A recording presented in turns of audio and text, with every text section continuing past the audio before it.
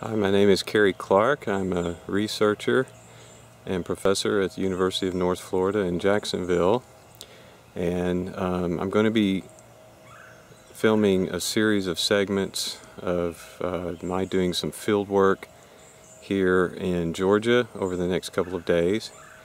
My research is focused on ticks and tick-borne diseases. I've been studying these things for over 15 years, and what I'm going to be doing in the next couple of days is filming myself doing some tick collecting in a neighborhood area in Fayetteville, Georgia. And over these segments I'll explain why I'm here and what I'm doing and why I'm doing this sort of thing. But I wanted to just provide some video clips of what it's like to do this type of research, what types of things that we're finding in this area, and give people a little better idea of how it goes. Now, I've been studying ticks and tick-borne diseases, as I said, for quite a few years, and my interest in that stems just from general interest going back to when I was a young boy growing up in Kentucky, and a love for wildlife and nature, and then I developed an interest in human health, and somehow these two interests meshed. And so I began to study diseases that we call zoonotic diseases, diseases that you can acquire from contact with wildlife in various ways, and specifically in tick-borne diseases. And my primary focus is in Lyme disease, but also some associated diseases. Now, you may be asking, why am I up in Georgia if I actually work and everything down in Florida? Well, I was contacted a few years ago by a resident in this area who became aware of several different cases of Lyme disease and Lyme-like illness and some other tick-borne diseases in her neighborhood, and she also documented many cases in the surrounding neighborhoods and area of Georgia, and asked me if I was interested and willing to come up and see what's going on here. So I did.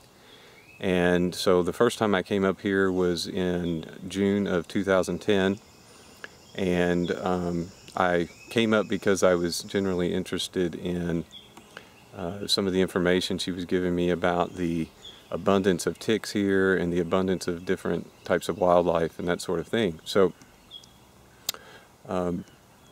one of the things that I remember her telling me was about the number of deer in her neighborhood and how abundant they were and how they were bedding in their yards at night and that sort of thing.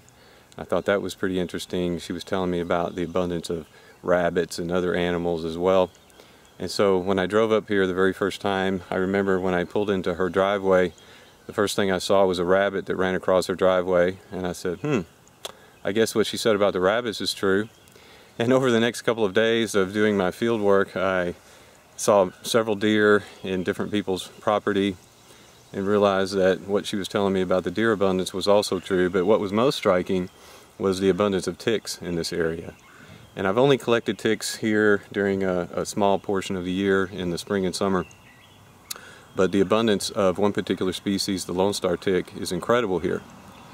So I've been doing some tick collecting in the last few years, and studying these ticks, testing these ticks for some different tick-borne disease organisms, and I'll talk about that probably in some of the other segments and some of my own experiences. So this is just an introductory segment. I will be showing how we go about collecting ticks and some of the things that we're finding in the area. I just wanted to generally give you some idea of what we're talking about when I say I'm in a neighborhood area here.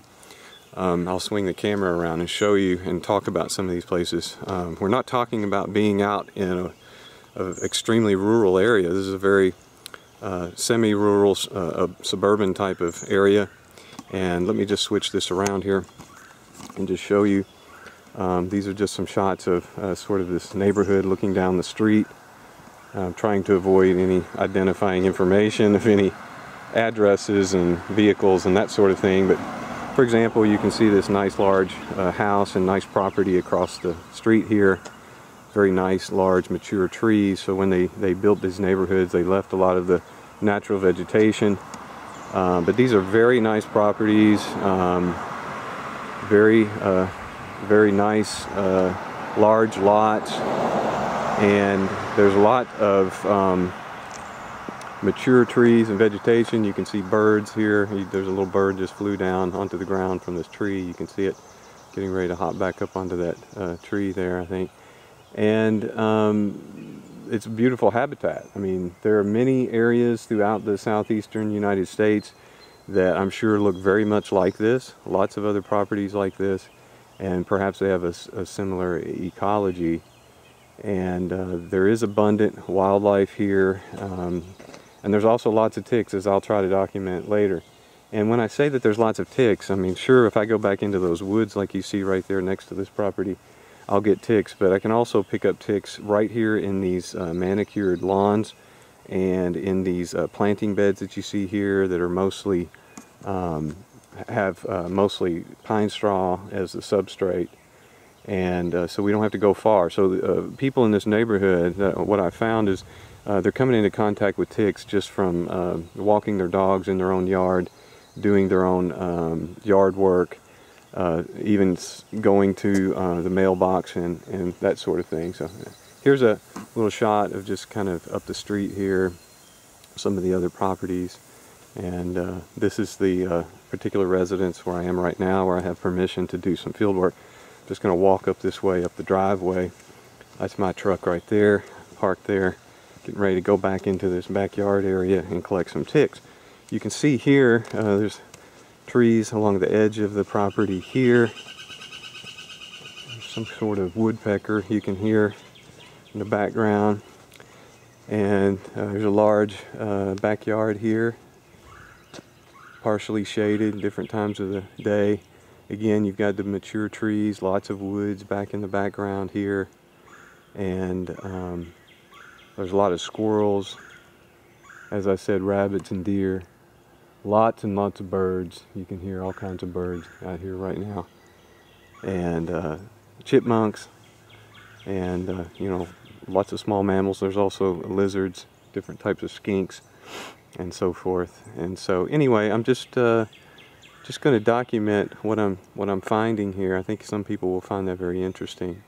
So I'm going to go ahead and end this segment, this introductory segment, and then I'll get back to showing you what I'm finding here in a few minutes.